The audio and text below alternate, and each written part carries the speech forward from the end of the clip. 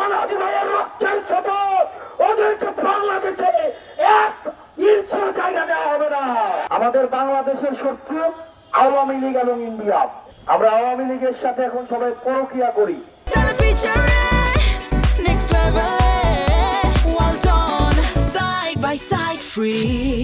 80 বছর ধরে জীবন্ত লাশ হয়ে বেঁচে থাকার থেকে ওসমান হাদির মতো 2 মিনিট জীবন নিয়ে বেঁচে থাকা বেশি সম্মানের। আপনি চাইলে ওসমান হাদি হইতে পারবেন না, আমি চাইলে ওসমান হাদি হইতে পারবো না। উনি বাংলাদেশকে ইনসাফের পথে নিয়ে যাইতে চাইছে। আমরা ব্যক্তি স্বার্থে, দলীয় স্বার্থে, সিটের স্বার্থে, ব্যবসায়িক স্বার্থে, একটা টিভি চ্যানেল পাওয়ার জন্য, একটা গরুর হাটের জন্য, একটা বাজারের ইজারার জন্য, একটা থানা কমিটির জন্য, একটা জেলা কমিটির জন্য, ইউনিয়ন সভাপতি হওয়ার জন্য নিজের মেরুদণ্ড বিক্রি করে দিয়ে আমরা সমাবেশ হয়ে থাকতে চাই। রাজনৈতিক দলগুলো হয়ে গিয়েছে। ওসমান হাদির কাছে আমাদের প্রতিজ্ঞা আছে। গতকালের গুলিটা ওসমান হাদির মাথা দিয়ে ফুটো করে যায় নাই, এটা বাংলাদেশের প্রত্যেকটা মানুষের বিবেক ফুটো করে গেছে। আমরা আওয়ামী লীগের সাথে এখন সবাই পরকিয়া করি। বিশ্ববিদ্যালয়গুলোতে আইসা আওয়ামী লীগ এখন মিছিল করে, মিটিং করে। গত 17 বছর আওয়ামী লীগ সেবা নিছে আওয়ামী লীগ নামে, এখন সে হয়েছে আওয়ামী লীগের শিক্ষক, টকশোর বুদ্ধিজীবী, সাংস্কৃতিক কর্মী, নাট্যকর্মী।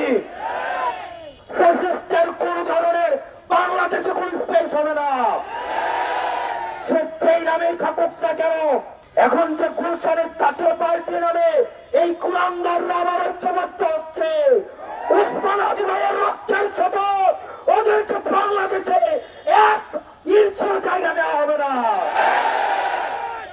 দিল্লির এক্সটেনশন, ইন্ডিয়ার আধিপত্য এই বাংলাদেশে কোন ফর্মে, কোন ব্যক্তির মাধ্যমে, কোন ইনস্টিটিউশনের মাধ্যমে, চাকরিজীবীর মাধ্যমে, পেশাজীবীর মাধ্যমে এই বাংলাদেশে কোনদিনও আর ঢুকবে না। আপনি কি হাত উপরে বাঁধবেন নাকি মাঝে বাঁধবেন? আপনি কি হাত ছেড়ে নামাজ পড়বেন নাকি বেঁধে নামাজ পড়বেন? আপনি ডানপন্থী হবেন নাকি বামপন্থী হবেন? মিলাদ পড়বেন কি পড়বেন না? শাহবাগে গান গাইবেন কি গাইবেন না? এই কালচারাল ফাইট গুলো বাংলাদেশে এনে মনে রাখতে হবে, এগুলো ফ্রিঞ্জ এলিমেন্ট আমাদের মধ্য দিয়ে আমাদের জাতীয় ঐক্যকে বারবার প্রশ্নবিদ্ধ করা হয়। আমাদের সামগ্রিক স্বার্থ আমাদেরকে শত্রু চিহ্নিত করতে হবে। আমাদের বাংলাদেশের শত্রু আওয়ামী লীগ এবং ইন্ডিয়া। এই ছোট ছোট বিষয়ে বাহাস না করে এই প্রজন্মটার দিকে তাকায়া, ওসমান হাদির প্রজন্মের দিকে তাকায়া আপনারা ব্যক্তি স্বার্থের ঊর্ধ্বে উঠে, দলীয় স্বার্থের ঊর্ধ্বে উঠে আপনারা বাংলাদেশটাকে ধারণ করেন।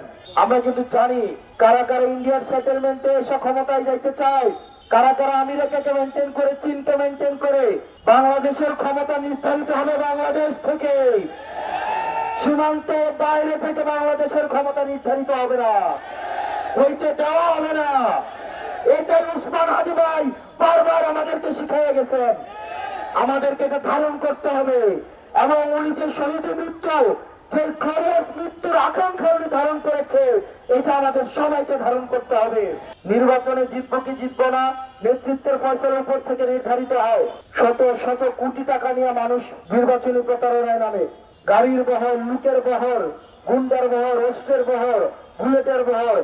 সেই জায়গায় ওসমান হাদি মানুষের মন জয় করেছে বাতাসা এবং মুড়ি নিয়ে। কিন্তু এই লড়াইয়ের মধ্য দিয়ে, এই সংগ্রামের মধ্য দিয়ে আমি মানুষের মন জয় করতে চাই এবং দিন শেষে উনি মানুষের মন জয় করতে পারছে। আপনি তলে তলে পরকিয়া করবেন, রাতের অন্ধকারে ব্যবসা করবেন। আওয়ামী লীগের সাথে কার কার ব্যবসা ছিল আগে আমরা জানি না, কিন্তু ভোটের যত ভোট আগে আসতেছে আমরা তার সাথে আন্তরিকতা করতেছি। স্বাধীনতার পক্ষের শক্তি, স্বাধীনতার বিরুদ্ধের শক্তি, সেকুলার, ইসলামপন্থী, বামপন্থী, জামাতপন্থী, এই আলাপগুলা আপনারা যত ধর্মেই করেন না কেন আপনারা এই প্রজন্মকে আর খাওয়াইতে পারবেন না। ওসমান হাদি ভাইয়ের প্রশ্নে, বাংলাদেশের প্রশ্নে, পরবর্তী প্রজন্মের প্রশ্নে আমাদের মত এবং পথ কম্প্রোমাইজ করা হইলেও আমাদেরকে একসাথে থাকতে হবে। আওয়ামী লীগ এবং ইন্ডিয়ার প্রশ্নে আমাদের একটা সেটেলমেন্টে আসতে হবে। খবরের কাগজ, নিখাদ, নির্ভীক, নিরপেক্ষ।